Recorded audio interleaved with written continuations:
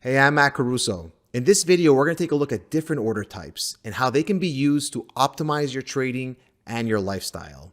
We're not going to look just at definitions. We're going to take a look at real scenarios with real data so you can have an understanding of exactly when to use which order and for what purpose. With a lot of modern trading applications from different brokers, there's a ton of orders and features. I can understand how overwhelming it can be, but they're very helpful to both professional traders. I use these orders every day in my work, and probably especially helpful to part-time investors, active investors who can't look at the screens all day long. It can really simplify the process and make you much more efficient. Of course, anytime you trade, that means risk and risk of loss. So before you use any of these orders, to make sure you really understand what you're using, I recommend that you speak to your broker or investment advisor to be sure that you implement them the right way. So let's get started and let's take a look at a few different orders. In these examples, we'll be using the Interactive Brokers paper trading account. I personally use Interactive Brokers. I think they're a very good broker. They have a ton of technology with many features and options. It does take some getting used to, but once you get past the learning curve, it really helps you to automate whatever you want to do and move quickly in and out of the market. There's a link to their website below this video. Even if you don't have an account with them, you can open up a paper trading account to play around with the technology and at least get used to what it's like to put these different orders in the market. To begin with today's overview of different order types, I just want to cover really quickly the basics, the absolute basics of the market. Then we're going to roll into more advanced combination orders or advanced orders that we can use to kind of satisfy whatever conditions we have. But taking a look at some of the more liquid traded securities, such as Apple, Amazon, Shopify, you can see these are very liquid. So the bid and ask are really the price that will trade at any point in time. I mean, most new investors will see the last or the close or the most recent price and assume that's what they can buy the stock at. Of course, that's not the case. If you want to buy the stock, you need to pay the ask. And if you want to sell the stock, you need to pay the bid. The difference between the two is the spread. Now, on very liquid stocks, that's always very minimal, maybe a penny or so, sometimes just a little bit more. However, if you take a look at less liquid stocks that don't trade as much because they're smaller companies and less widely held, such as FET and NMM here in this example, you can see on FET, the bid right now is $32.82 and the ask is $33.15. So if you want to buy this stock, you have to pay that ask price. And then if you want to sell, you need to pay that bid price. And that spread is what you lose out if you're buying and exiting the stock. Just to get a sense of how important that can be and the difference for different portfolio sizes. If you take a look at Apple, you can see here this traded today $4.72 billion worth of stock. That's just about 33 million shares. Whereas NMM, for example, which traded 38,000 shares today, that's only $1 million worth of stock. The rule of thumb when I was making markets was you can never really buy or sell more than 5% of a stock volume in a day without bringing attention to yourself.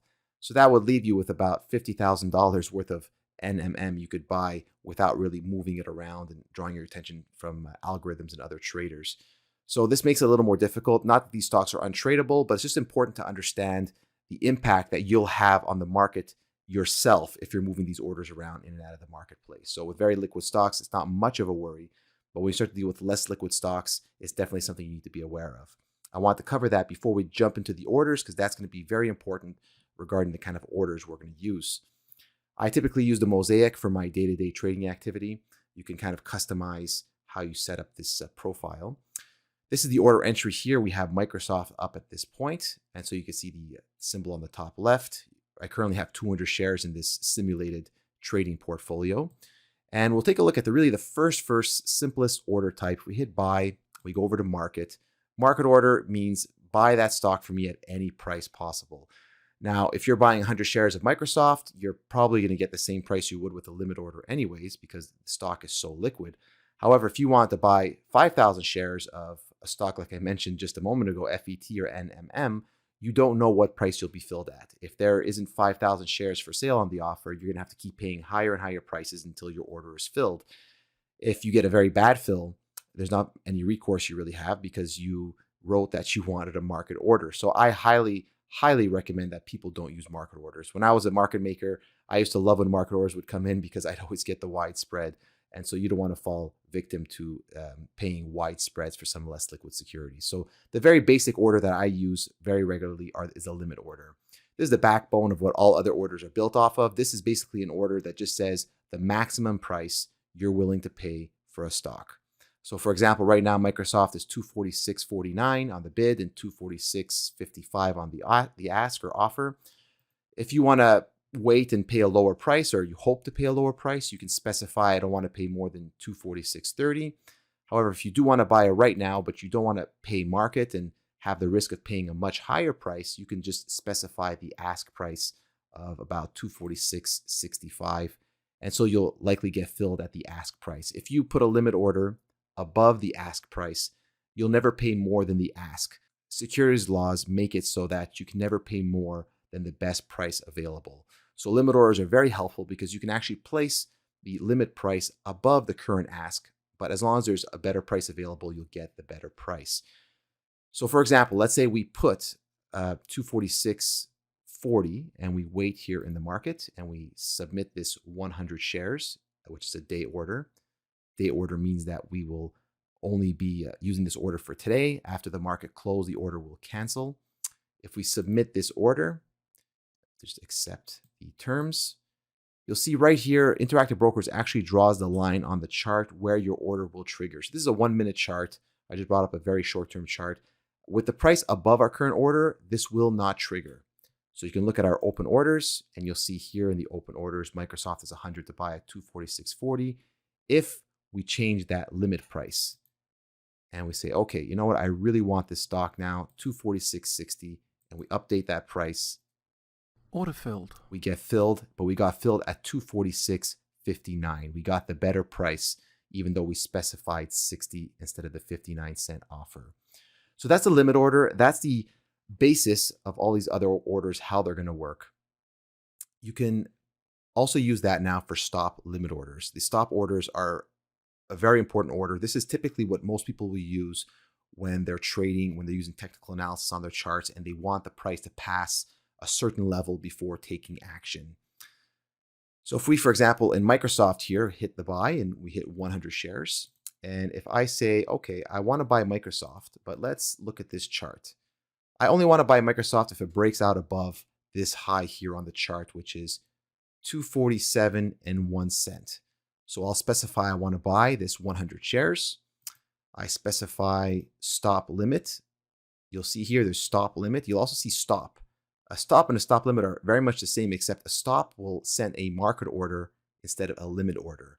So that's why, like I mentioned a minute ago, why I prefer the stop limit is with the limit attached to it, you specify the maximum you'll pay. You don't leave yourself open to paying just any price. So we'll click on stop limit. So the stop price is the price that you want to trigger where price has to be greater than for the order to activate. So if we said this is 247.01, so if we make the stop price 247.01, well, you're telling the system when it gets to 247.01, send this limit order in. So right now we have 247.45. So if the price were to advance at 247.01 and it trades there, it'll then have to send a limit order at 247.45. You can adjust that and say, okay, I don't want to pay that high a price. I'm willing to pay 10 cents more than that prior high. So this high is 247.01. I'll pay 10 cents more. So if it gets to that prior high, I'll pay as much as 247.11.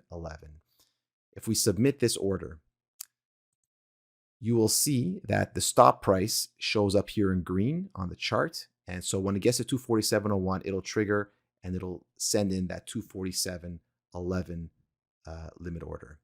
With Interactive Brokers, you can actually adjust the stop price on the chart, bring it down, for example, in this case here, just at about where we are. And we'll see as we get to the 247 price, if it starts to trade now, we haven't traded there just yet, it'll trigger the stop limit order. Order filled. And there we go. As it traded at 247.57, it submitted that order and got us on the ask. We didn't pay the much higher limit order price again because for securities rules, they have to give us the best price available. So that's a stop limit price. So it's very handy if you're trying to get orders ready in the morning and you want to make sure that you only trigger if certain conditions are met on the way up, on a breakout or a break of a trend line, etc. The stop limit order is your best friend. Now, sometimes you can't watch the market all day and you say, what if I get filled? And then after I want to have other orders to take care of the position while I'm not able to watch. Well, that's where the bracket order becomes very helpful.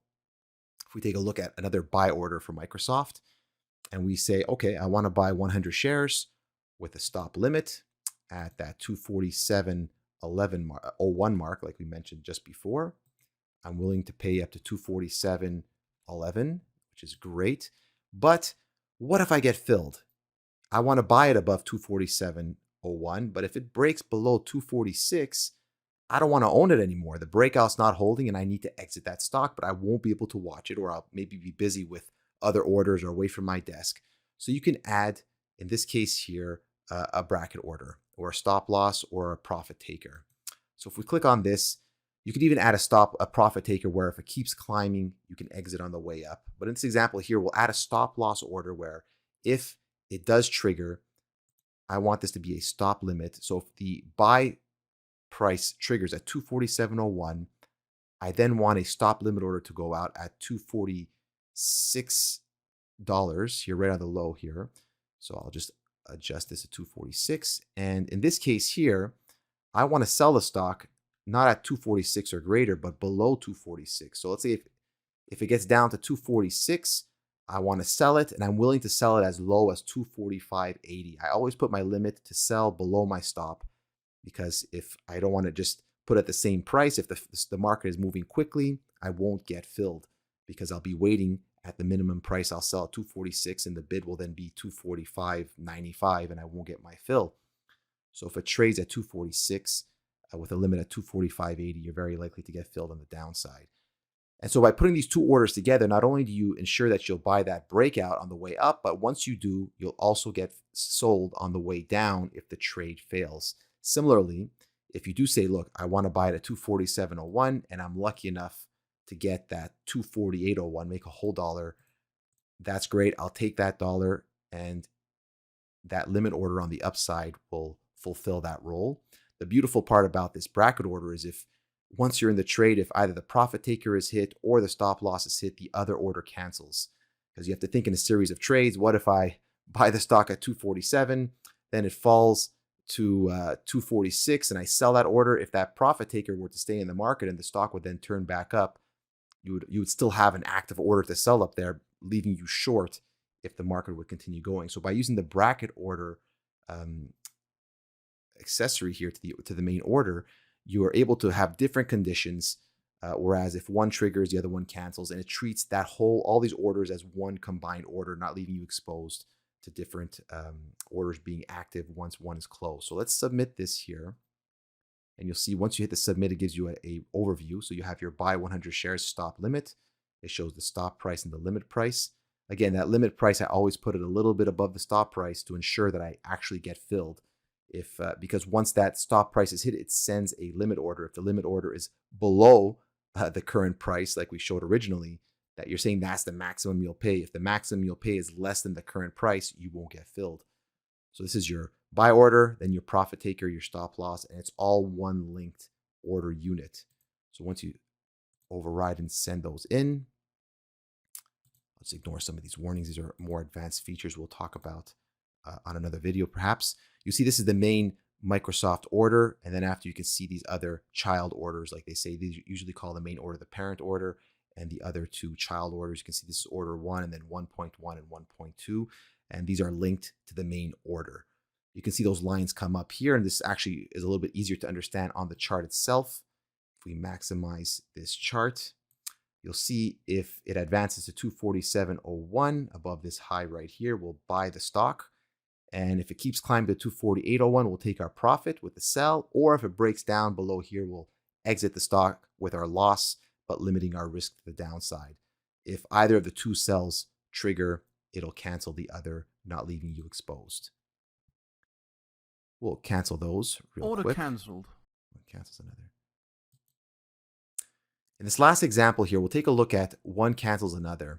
So for example, let's say there's 3 stocks that look interesting to you: Microsoft, Apple, and Tesla. And you're looking at all 3 of them. You'd like to buy one that breaks out, but you don't want to be exposed to all 3 of them if they all happen on the same day. You want to set up 3 different orders, but you only want the first one to trigger. Well, the one cancels another is a great tool for this. You can set up, for example, here a buy order to buy 100 shares of Microsoft. We'll put a much higher price to make sure this triggers right away for this example. We'll say 247. And then we'll add our other two orders to this combined setup. So if we bring up, for example, Apple, hit enter here. See the current price on Apple's 247.14. I'll bring the price down quite a bit to be sure it doesn't trigger right away for this example. I'll also add, I'll make that a buy. I'll also add Tesla. And similarly, I'll just lower that price so it doesn't trade immediately. And so now we have a 100 share buy on Microsoft at 247, which should trade quickly here. And we have two other orders on Apple and Tesla, which shouldn't trade should be canceled once the Microsoft order goes through. So let's put that in and see what happens. Order filled.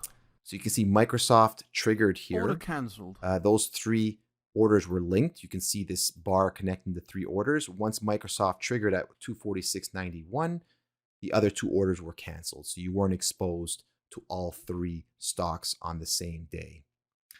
One last more advanced feature I do want to show you as an example for people who are trading in a little bit more size and are a little more concerned about impacting the market. Anyone who's kind of played around with putting sizable orders will know that algos, HFTs will absolutely immediately front run you and move the price up against you if you're putting a little more size in there.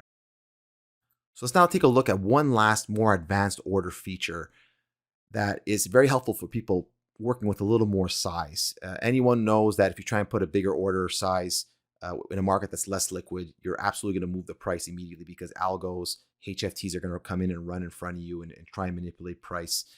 If you take a look at FET, for example, or NMM, which are a little bit wider, 100 shares on the bid, 300 shares on the bid. If you want to buy 5,000 shares and you put that bid in there, you're absolutely going to impact the stock price.